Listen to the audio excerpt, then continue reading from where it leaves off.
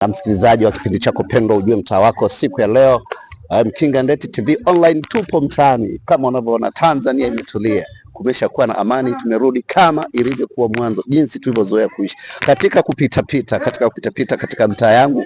Ninavyokuambia Ujue Mtaa Wako, nimebahatika kukutana na dada yangu, ndugu yangu, rafiki yangu, mdogo wangu mpendwa, anaitwa Zena Said, naye atakuwa na machache ya kuongea. Hali inaendaje mpaka sasa? Dada, habari ya asubuhi? Nzuri, za kwako? Habari ya kuamka? Mimi nipo poa. Siku ya leo mbahatika kukutana na channel yako pendwa Ujue Mtaa Wako kipindi na channel yako Mkinga Ndeti TV online. Unaionaje hali ya sasa kutoka kwenye lockdown? Nashukuru Mungu sana. Nashukuru Mungu tuko salama. Na maisha yetu yanaendelea, biashara zinaendelea, kazi zinaendelea. Kwa tunashukuru Mungu. Kwa hiyo mpaka sasa hivi unasema mambo yapo poa? Mambo yapo shwari, kama mnapotuona tuko mtaani, wengine walikuwa tunapiga story.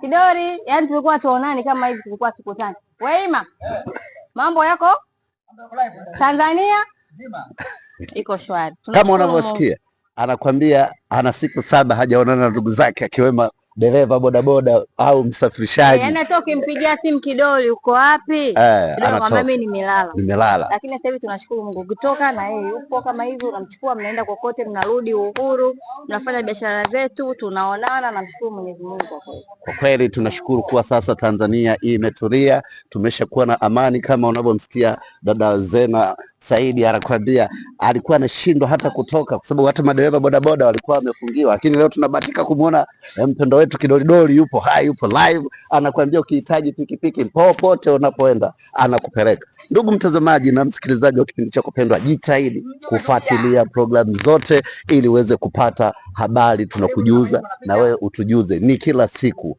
pata habari za mtaani kwako uweze kuelimika. Basi dada Zena Saidi, naomba tuachane siku ya leo, tuendelee kuwa pamoja na tushirikiane kutazama kipindi chetu pendwa Mkinga Ndeti TV online. Hebu iseme tu Mkinga Ndeti TV online. Hiyo balaa. Lakini bado namuona Kidolidoli yupo hapa, ambaye ndo dereva msafirishaji abiria. Kidolidoli, mambo vipi? Upo poa kabisa? Unajisikiaje hali? Safi kabisa, tuko pamoja hapa. Unauza jezi hapa. Unauza jezi. Anakuambia pamoja na biashara yake ya bodaboda, lakini bado yupo kwa mshikaji anaitwa John Mipango. Wanafanya biashara, wanauza jezi, wanapiga machata. Hivyo yani. Mji umetulia.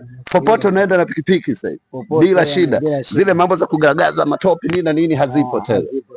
Basi safi sana. Tanzania imetulia, Sasa tumerudi tunafanya kazi